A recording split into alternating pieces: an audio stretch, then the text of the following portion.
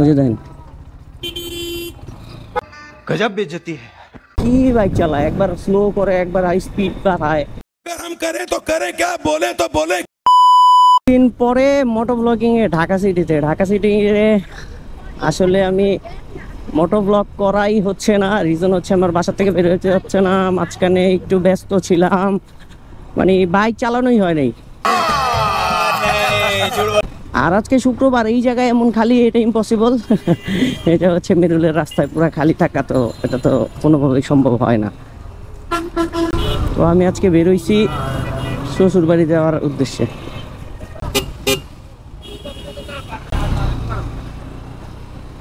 রাস্তা পার হয় যেভাবে গাড়ি চলতেছে, এর মাঝখান দিয়ে হাত দেখায় আর ঠিক ঠিক ঠিক ঠিক করে পার হতে হয়। একটু ফ্রি হোক তারপর পারো না, এর মধ্যেই পার হইতে হবে, কিছু করার নাই।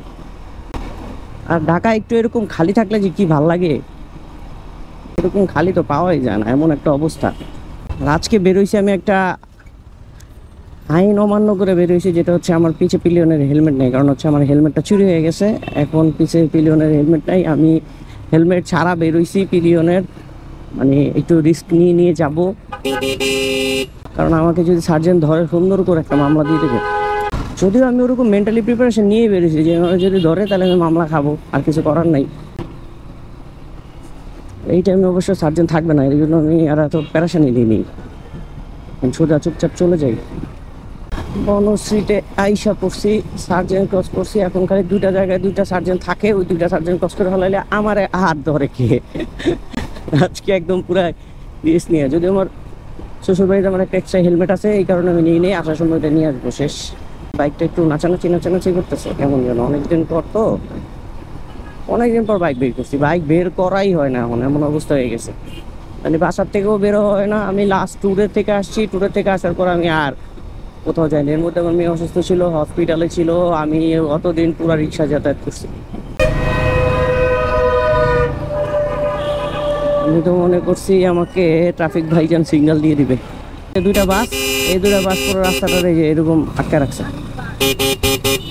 আর মেন রোডে একটু টেসলা কম দেখতেছি, আছে টেসলা, আবার থাকবে না সেটা তো সম্ভব না, কিন্তু টেসলা আছে, একটু কম দেখতেছি টেসলা। কারণ টেসলার জ্বালায় না, টেসলা গুলা কিভাবে যে চলে।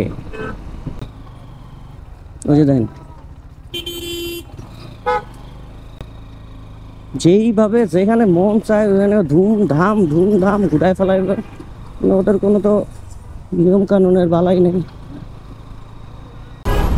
যে বাসগুলার কোনো বাসের ইন্ডিকেটার লাইট নেই, ওরা ইন্ডিকেটার লাইট ইউজ করে না। ইন্ডিকেটার লাইট কি জিনিস আমার মনে হয় এই সকল বাসের যে ড্রাইভারগুলো আছে ওরা জানেই না, ঠিক আছে।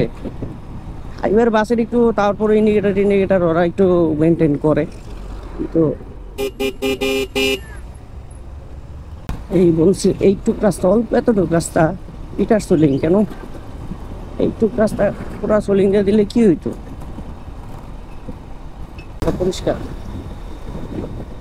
যে একদম ডান সাইড দিয়ে ক্রস করলো, ওভারটেক করে গাড়িগুলা, বাইকাররা, এরা হর্ন দেয় না কেন? আমি গেলে এইটাই চিন্তা করি। আপনি যখন একদম আমার সাথে পাস করবেন তো হর্ন দিবেন না কেন? সবসময় তো আমি লুকিং গ্লাস ফলো করবো না। আমি যদি একটু ডানে চাপাই দিতাম তাহলে তো ওনার সাথে কি বাইক চালায়, একবার স্লো করে একবার হাই স্পিড বাড়ায়।